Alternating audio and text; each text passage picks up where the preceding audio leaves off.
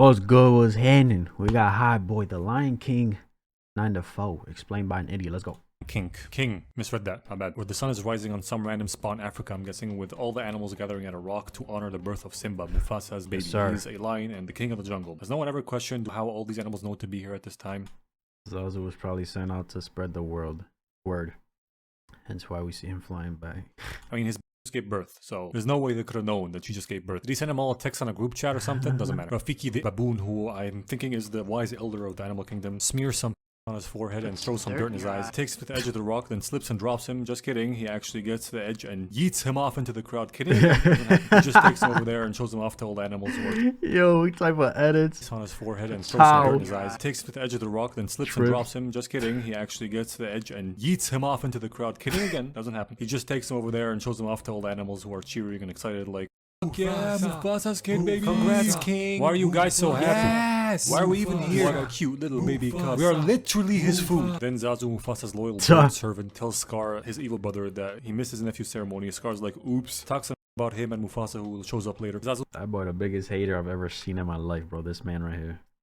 Brother, that he missed his nephew's ceremony. Scar's like, oops. Talks about him and Mufasa, who shows up later. Zazu suggests turning Scar into a fur rug as a joke, showing again that an animated animal who knows nothing about humans knows a human-only thing somehow. Anyway, some time passes and Simba grows up a bit. Mufasa teaches him some future king lessons, tells him that everything the light touches belongs to them, except for that conveniently shadowy place where he's not allowed to go, and light should be reaching, let's be honest, because fuck, what the hell is this selective lighting bullshit? Whatever, he tells him more about the balance of life and the circle of life, then goes to fight off some hyenas who stepped on their turf. While Simba goes to— Bro, the thing, this was 94, bro.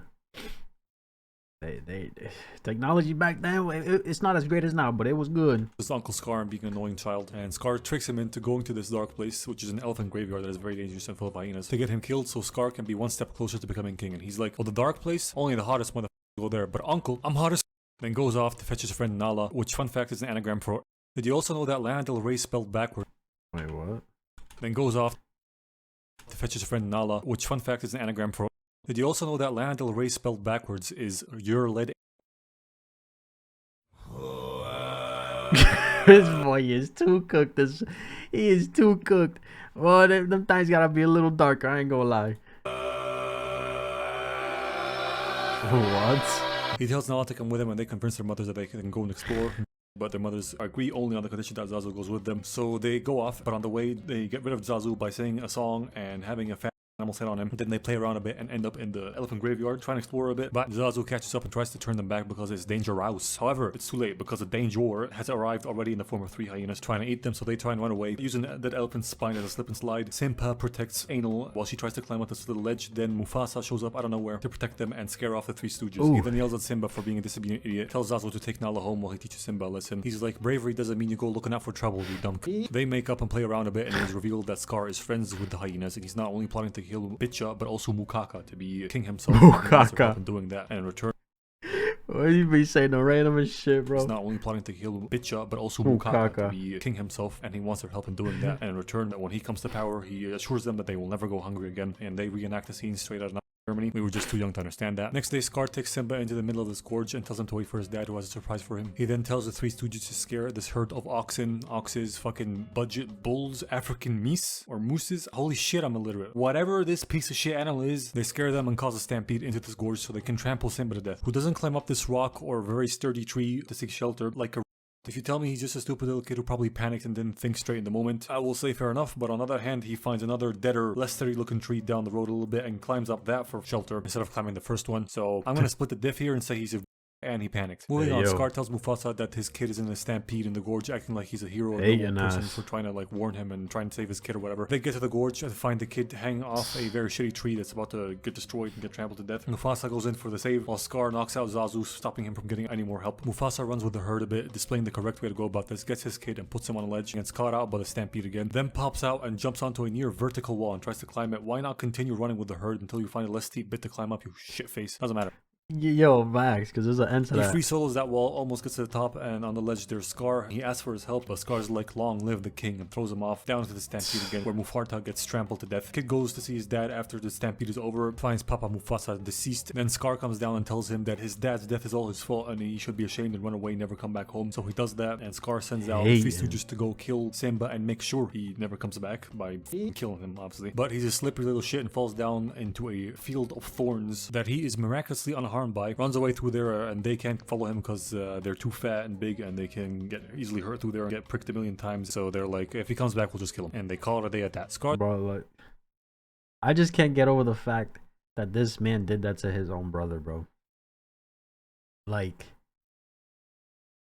I don't know, bro. Your family, bro. He's family. then takes over as king and makes a partnership or like includes hyenas heavily with lions now. A decision everyone hates because I guess this upsets the delicate balance in the jungle or the circle of life. I don't really know exactly. Anyway, the meerkat and pig outcast duo of Timon and Pumbaa find Simba passed out in a little deserty part of the jungle or savannah and decide to basically adopt him, take him under their wing, because having him grow up and be a friendly lion with them would be really nice for protection and whatnot. They wake him up and find out that he's a depresso espresso social outcast that cannot go back home, just like them apparently. So they teach him that it is what it is, put the past behind you, Hakuna Matata way of life, and cheer him up through song and dance, convert him to a vegan diet of eating insects and bugs. Wait, that's not vegan, that's vegetarian, right? Doesn't matter. It's basically vegan for lions because I'm pretty sure they're supposed to eat lots of fucking meat to grow and be big and strong. So I'm very surprised that he did grow up to be big and strong and not die of malnourishment. Regardless, that's what happens. He grows to be big and strong, still hanging out with Timon and Pumbaa while his old animal kingdom, or the Pride Lands I think it's called, went to shit in the hands of Scar. He also has Zazu trapped in a ribcage prison that he can totally get out of. I think he's just too afraid to escape. Maybe he has extreme loyalty. Bro, yo, there be shows just like this, bro. The recent one I watched, it was the Mario movie, right? The Super Mario Bros. Movie. Bro, they're in these cages somewhere, right? They can easily fit through, bro. I'm like, you can get out of there. What is you doing? To the crown or whatever. You know what I'm saying? So the like, three retard deers are vibing underneath the night sky, and something Simba's dad said about the stars gets him all depresso again. So he plops down on the edge of a cliff somewhere, sending out some of his fur and leaves with a gust of wind to be carried out all the way across the jungle to Rafiki, who smells it or like touches it and shit. And through a combination of remembering Simba's scent, crackhead energy, and mad, I'm talking ludicrous amounts of conjecture, he comes to the conclusion that Simba's alive and all grown up. I'm serious, like he had what, 8.7% of solid good information to go off of and make that assumption. Whatever. One day Pumbaa's like, ooh, piece of candy, and gets sidetracked following a bug around. It's slow, but he got it. Becomes the hunter Ed. The chaser has become the chose. Because a grown-up Nala is in the area lurking, trying to kill him. She runs after him. He runs back to his friends, gets himself stuck in a tree. Then Simba comes out to protect him and fight her for a little bit. Then they stop fighting because they recognize each other. They start talking and reconnecting, and Timon's like, hey, what the fuck is going on here? They explain to them how they know each other and how Simba's supposed to be king but doesn't want to be. Then the two lions get some privacy, sing a song about love and shit, play around lion style, kiss also lion style, and then we get a shot that I'm pretty sure spawned a whole generation of furries. They stop saying and talk. Now I was like, why did you come back? He like, you don't understand my reasons, they're so deep inside. And she like, the hell you mean? Fuck your reasons, bitch. She tells him that with Scar in charge, he let the hyenas take over the Pride Lands and they ruined everything. Now there's no food, there's no water. I don't know how there's no water, but I'm pretty sure the hyenas overhunted under Scar's rules, fucking up the ecosystem, and that can lead to very wild and unforeseen ripple effects. So what do I know? They probably overhunted beavers, and that stopped beavers making dams and redirecting rivers and shit. Are there any beavers in Africa? Why am I still trying to theorize this? Moving on, I'm too stupid for this shit. She came out here to hunt further out, cook for this shit. Maybe find some help. She found him and she wants him to come back and take rule or his rightful place in the kingdom and be king so he can rule properly instead of Scar. I don't know how he's supposed to achieve that. I'm pretty sure the damage is irreversible, sugar tits. Also, how the fuck is a lion supposed to rule in this movie? Like, what the fuck did Mufasa do? How did he rule? He stopped hyenas from overhunting. Okay, did he force other people to hunt more if they weren't hunting enough? Like, did he enforce communism? I don't understand this shit. Doesn't matter. She wants him to come back, but he's like Hakuna Matata, which translates to don't care anymore, bitch. She like, that's not the Simba I know. He like, tough shit, that's who I am now. And he goes off to be sad and alone when Rafiki finds him. Simba doesn't recognize him at all, but that doesn't matter to Rafiki. He gives him a spiritual awakening. Like, you don't. Yo, I wonder how many times he does his recordings, bro, because I know he be fucking up a lot of times talking like that.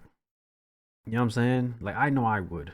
I'll be doing 30 takes, 1 sentence. Know who you are, but I do. You're Mufasa's boy. And shows him his reflection in some water, telling him that his father lives on within him. Then he must have slipped him some shrooms, because he then sees his dad in the sky in some clouds. And he tells him he's more than he has become. He's king. He must remember who he is and shit like that. The shrooms wear off. And Rafiki tells him to learn from his past, even though it hurts. Spurred on by this crackhead, he runs back home to the Pride Lands. Rafiki tells Nala, Timon, and Pumbaa that he's going back, and they catch up to him. Once he gets there, he finds out firsthand that his home truly is a shithole now. Timon's like, this place a fucking dump, yo, but we got your back. They sneak past some hyenas using Timon and Pumbaa as a distraction. Simba makes it to the king's lair just in time to watch Scar beat up his mom for calling him a shitty king, basically. He shows his face to his mom and she's in disbelief, super surprised that he's still alive. And so is Scar. He's surprised that the hyenas didn't kill him and is kind of afraid of him, but then he falls back onto his good old tricks and psychological manipulation. He gaslights Simba and pressures him into admitting to everyone that he's responsible for Mufasa's death, then fucking turbo shames him for backing him up to a cliff where lightning has struck, burning the ground beneath because it's full of dead and dry plants, causing a massive wildfire. And before throwing him off, he tells him the truth that he's the one that killed his father. Now why would you do that, you cocky bastard? You have him on the ropes, so you just had to rub it in and give him. Yo, it be situations like that a lot. You know what I'm saying? It's right there. It's like